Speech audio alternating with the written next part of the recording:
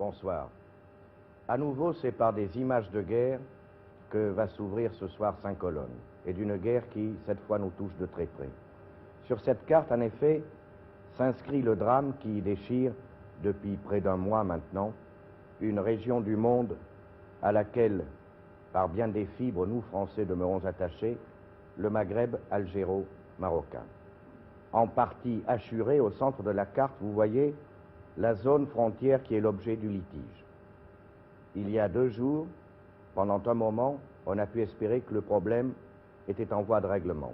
Hélas, cela n'a pas duré longtemps, vous le savez, on vous l'a dit tout à l'heure au journal télévisé, le cessez-le-feu, chèrement négocié à Bamako, n'aura duré que quelques minutes, aussitôt après lesquelles les combats auront repris plus acharnés que jamais, et surtout dans une région que jusque-là, ils avaient en partie épargnée, vers le nord, à Figuig, que vous voyez sur la carte.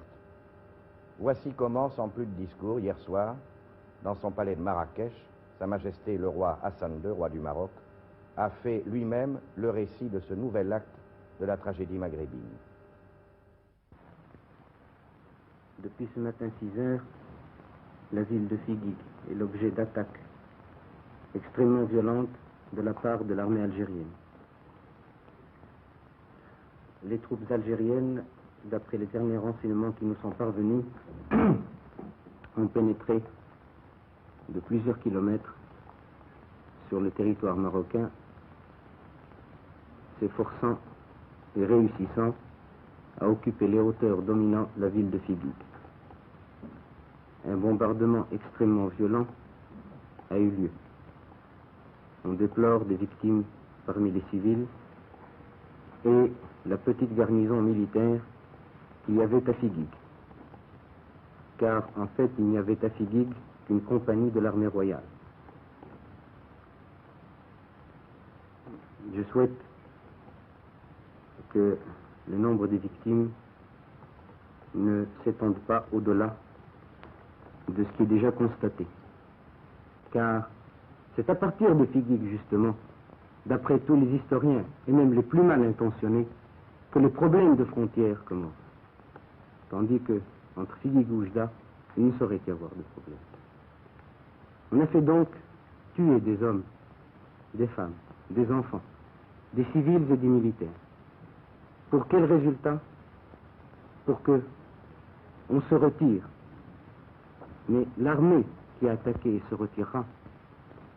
Elle ne se retirera pas seulement avec son barda sur le dos, il se retirera avec une mauvaise conscience, avec le poids d'un péché, qui est celui d'avoir fait couler le sang après la convention de Bamako et le jour d'un vendredi, jour où tous les croyants vont à la prière et jour où tous les croyants, qu'ils soient en Maroc, en Algérie, en Tunisie ou dans le Moyen-Orient, ne peuvent que remercier le ciel et remercier Dieu d'avoir mis un terme à cette effusion de sang entre frères. Je ne peux pas m'imaginer ni penser que la duplicité des signataires de la déclaration de Bamako puisse arriver à ce point-là. Et c'est là alors que me vient à l'esprit ce que je vous ai dit tout à l'heure. Quelle est cette main occulte, maléfique et criminelle qui cherche à accumuler entre l'Algérie et le Maroc, entre 2 peuples, des monceaux de cadavres innocents, n'ayant voulu ni se battre, ni encore moins se haïr. Certes, beaucoup pourraient me dire, pourquoi est-ce que le Maroc ne prend pas des mesures de rétorsion? Pourquoi ne voulez-vous pas, en face d'Oujda, essayer de... Et je leur dirais, pourquoi faire couler des vies humaines, du sang humain? Pourquoi détruire des vies humaines quand je sais que la conquête militaire que je ferai ne sera bâtie que sur l'injustice et qu'en tout état de cause, ni politiquement ni militairement, elle ne sera suivie d'effet. Le Maroc, pour sa part, n'entend répondre à cette attaque traîtresse à cette attaque qui ne ressemble pas et qui n'a jamais ressemblé au génie de l'Afrique du Nord, car les Africains du Nord ont toujours été des hommes et des lions, ils n'ont jamais été des chacals, le Maroc ne répondra pas à une traîtrise par une félonie. Figuig, voilà donc un nouveau mot, un nouveau nom à ajouter au lexique du drame international.